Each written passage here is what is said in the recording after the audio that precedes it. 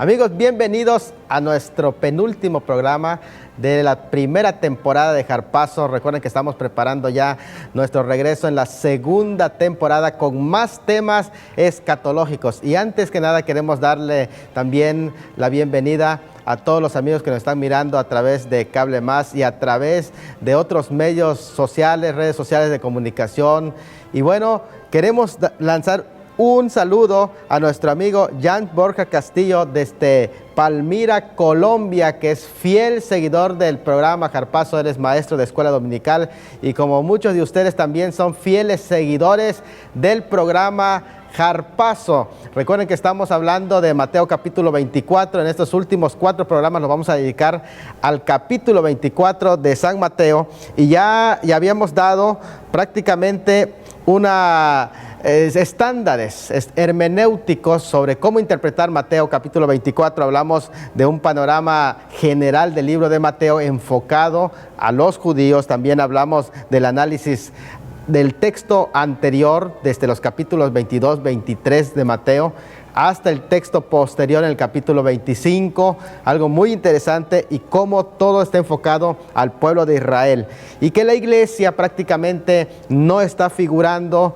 Y sin embargo, hoy vamos a hablar de la distinción entre aplicación de un pasaje y su verdadera interpretación, porque se le puede dar ciertas aplicaciones al capítulo y no podemos estar en contra, desde luego. Por ejemplo, cuando se habla de la parábola de las 10 vírgenes, podríamos aplicarlo a la iglesia con propiedad, pero su interpretación, estrictamente hablando, se refiere al pueblo de Israel, y la iglesia aparece como aparecen en los textos más cercanos al original, junto con el esposo. Cuando se habla de la venida del esposo, siempre viene con la esposa, y ahí es donde aparece la iglesia en la parábola de las 10 vírgenes. Y ahora vamos a entrar en este punto 4 de la hermenéutica, que nos refiere a continuación, que es la aplicación. Por ejemplo, se le puede dar una aplicación al texto del capítulo 24. En este diagrama aparecen los versículos mencionados y cada uno de los elementos que de alguna forma son señales, entendidos como señales para el tiempo del fin. Por ejemplo, en los versículos 4 y 5 se presenta la primera señal, que dice: yo soy el Cristo y a muchos engañarán. El versículo 6 habla de guerra y rumores de guerras. El versículo 7 habla de nación contra nación, reino contra reino. El versículo 8 habla de pestes, hambres, terremotos en diferentes lugares a la vez. Ya a partir de los versículos 9 en adelante se habla de la abominación desoladora, de la tribulación, de falsos cristos, falsos profetas, del evangelio del reino predicado y finalmente la segunda venida. En una aplicación podríamos hacer mención de que estos pasajes pueden aplicarse estrictamente al tiempo del fin. Recuerden que cuando se habla en esos pasajes del fin, no se refiere al fin del mundo como se presentan en las películas de Hollywood, sino que aquí el término fin del mundo se refiere al fin de la edad, especialmente al periodo que está contenido entre la primera y la segunda venida, los postreros días. Pero el fin de los postreros días pueden referirse a los últimos acontecimientos ya cercanos a la venida de Cristo, y es una aplicación desde luego válida. Otros más dividen estos pasajes presentando una diferencia en que el capítulo 24, a partir del versículo 9 al 27, puede hacer referencia a lo sucedido en el año 70, y que los versículos 4 al 8 son estrictamente señales para el tiempo del fin. Bueno, sin embargo, también puede haber otra aplicación, que estas señales simplemente iban a ser acontecimientos que iban a pasar desde la ascensión de Cristo con su primera venida hasta la segunda venida, y que durante todo ese periodo de tiempo simplemente lo que iba a pasar, como lo presenta en esta gráfica, iba a ir en aumento. Y en este sentido, cuando llegue el final del último tiempo, las señales todas se iban a amontonar en el tiempo llamado la gran tribulación. Esto es algo muy interesante. Algunos otros más pueden aplicarlo en dos maneras, que estas señales hablan de dos tiempos. Uno, que mencionan aunque en una forma muy leve, lo que se llama la caída de Jerusalén del año 70. Y en esta gráfica presentamos las dos montañas, pero que también en la otra montaña puede referirse al retorno de Cristo y a la gran tribulación, y que todas estas señales juntas iban a verse de manera parcial en el año 70 y de manera de un cumplimiento total en los días de la gran tribulación y el retorno de Cristo. Es decir, que se refiere a dos grandes crisis en la vista, de los cuales han pasado durante estos 2000 años. El primero, el del año 70, es un pálido reflejo de lo que será la gran tribulación en el futuro. Y bueno, puede darse también esas aplicaciones a estos pasajes, los cuales vamos a estar considerando con más detalle en nuestro próximo programa. Pero por ahora, vale decir que tengamos un panorama general de este capítulo 24 de Mateo. En imagen encontramos una gráfica del Sermón del Monte, que fue dado prácticamente en el año 32. Los versículos 1 y 2 están señalando claramente un evento histórico sucedido en el año 70, y que Flavio Josefo, al narrar la historia de lo acontecido, lo hace con lujo de detalle, aunque a veces con un poquito de exageraciones. Y este versículo 1 y 2 fue declarado por el Señor Jesucristo al pie de los edificios del templo, y en presencia del Señor Jesucristo estaban los grandes cimientos del templo, que eran rocas enormes. Algunas de esas rocas medían hasta 8 metros de largo y por unos 2,5 metros de ancho, de una manera tan impresionante que parecía que nadie podía derribar estas rocas, que fueron sacadas precisamente a un lado del templo. En los versículos 3 al 28 son narrados desde otro lugar, donde sentado en el Monte de los Olivos, aunque de lejos se podía ver el templo, pero el lugar en donde fue narrado fue el Monte de los Olivos enfrente del templo, lo cual nos lleva a recordar la profecía de Zacarías 14, donde dice que estaba de pie en el Monte de los Olivos. Vamos a un corte y continuamos cuando regresemos con más sobre Mateo capítulo 24.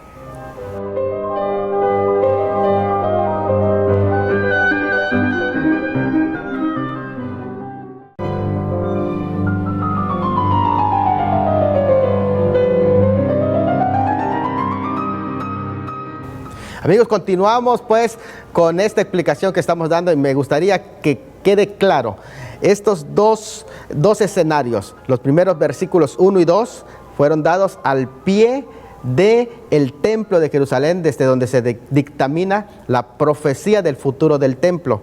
Los versículos 3 al 28 fueron dados sentados él en el Monte de los Olivos, y mencionamos uno de los pasajes muy interesantes de Zacarías capítulo 14 versículo 4, en donde dice que él afirmaría sus pies. Si vamos al aspecto emocional que estaba representando para el Señor Jesucristo esta profecía, porque él en el capítulo 14 de Zacarías, que seguramente él tenía el conocimiento de esta profecía y que se va a cumplir en su segunda venida, un día iba a poner sus pies en el Monte de los Olivos, y el Monte de los Olivos se dividiría en dos, en tanto luego seguiría el juicio a las naciones. Y en ese contexto y en su mente, el Señor Jesucristo, mirando hacia el futuro con ojos de la profecía, podía mirar el futuro que le esperaba a la nación de Israel, y desde ese momento que podríamos decir psicológicamente emocional para el Señor, mirando hacia el futuro, él puede hacer estas predicciones del tiempo del fin, de tal manera que estando de pie en el Monte de los Olivos y ahora sentado en el Monte de los Olivos, podría entender que se trata de un momento significativo y puede ver su regreso glorioso en ese momento que está narrando estas predicciones. Vamos a entrar entonces a los versículos 1 y 2 que hablan de lo sucedido en el año 70 con respecto a los edificios del templo, y que fue dado precisamente enfrente de los edificios del templo. Y para nosotros es muy interesante porque mucha de la historia de Israel gira en torno al templo, que es para ellos un lugar sagrado y que representa la presencia de Dios del Arca del Pacto, que así se conoce, pero que también en cierta manera representa el entorno religioso y espiritual del pueblo de Israel, de tal manera que si el templo está, Dios está. Ese es el sentido para el pueblo de Israel. Así que nos interesa mucho el tema del templo. Un templo que la construcción del primer templo que comenzó 4 años después de la muerte de David, y según Primero de Reyes 6:1, y específicamente en donde ahora el Señor está narrando su profecía, que es en el monte Moria. Según Génesis 21:14, han sucedido varias historias interesantes, desde el ofrecimiento del hijo de Abraham hasta la elección de ese lugar por medio de David, comprádoselo al jebuseo Arauna, que es una historia muy interesante y que céntricamente dividía la tribu de Benjamín y la tribu de Judá, los cuales representaban el reino del norte y el reino del sur. Por lo tanto, el templo constituía un factor de unidad para las 12 tribus. Bueno, el plano de ese templo fue dado directamente por Dios. Los cimientos de ese templo fueron puestos por el rey Salomón en 1011 antes de Cristo, y duró su obra de construcción, recuerden, 7 años y 6 meses. La puerta miraba hacia el monte de los olivos, la puerta de ese templo. Eso es algo muy interesante. Conservó el templo su esplendor por solamente 33 años, pues fue saqueado por Sisac, rey de Egipto, según de Crónicas 12:9. Después hubo otras que se le llaman profanaciones y saqueos del templo a manos de Azazel, Teglasar, Falasar, Senaquerib y otros más. Luego, aún para rematar la destrucción del templo, hubo 3 invasiones babilónicas que pusieron fin al templo. Primero fue el de Nabucodonosor, cuando estaba a punto de suceder en el trono a su padre, durante el reinado de Joacim, y en esa ocasión fue llevado Daniel cautivo. Y en 597, en el reinado de Joacim, en la segunda invasión babilónica, fue llevado Ezequiel. Y la última invasión en 586, en el reinado de Sedequías, totalmente fue destruido el templo. En esta última invasión que se destruye el templo, habiendo subsistido 424 años, 3 meses y 8 días. A partir de la destrucción del templo, comienza lo que en la profecía se le conoce como los 70 años de cautiverio, y lo que el Señor Jesucristo más tarde llamaría el tiempo de los gentiles, cuando fue destruido el templo. En la última invasión del cual hablamos, prácticamente comienza el exilio propiamente dicho. En imagen aparece un calendario. ¿Qué tiene que ver en este momento que estamos narrando el templo, el calendario? Tenemos encerrado un mes, el 9 de Ab. ¿Qué sucede en el verano? El 9 de Ab. ¿Qué significa y qué significado tiene el 9 de Ab con la destrucción del templo o con la historia del templo? El 9 de Ab es una fecha que da inicio a varios acontecimientos interesantes en Israel. Primero, el 9 de Ab da inicio a los 40 años de vagar en el desierto. Sucede la invasión de Nabucodonosor. Es la destrucción de Tito en el año 70, el 9 de Av. El 9 de Av, por ejemplo, sucedió la Inquisición contra los judíos en la península ibérica. El 9 de Av se hace el edicto de expulsión de los judíos en Inglaterra. El 9 de Av es el día en que inicia el holocausto con Hitler. Así que el 9 de Av para los judíos es un tiempo de duelo. Esa fecha es mencionada en 2 de Reyes 25:8 y Jeremías 52:12, en el que, según los eruditos, durante 3 días fue sitiado el templo, y los invasores del templo llegaron, dañaron durante el 7, el 8 y finalmente el 9 de Av, destruyeron el templo. Entonces estamos hablando de que la fecha 9 de Av es un tiempo que ellos conocen como el día del duelo, porque fue primero destruido el templo por medio de Nabucodonosor, y ahora en el año 70 Tito destruiría el 9 de Av. Es una fecha para ellos simbólica. Ahora, esta fecha el cual narra Flavio Josefo la forma en que fue la destrucción del templo y que el Señor Jesucristo había predicho. Y en la imagen podemos ver cómo algunos elementos que tenían oro dentro del templo fueron quemados y que fueron catalizadores para destruir este templo. Cuando regresemos vamos a hablar un poco más sobre la destrucción de este templo en el año 70.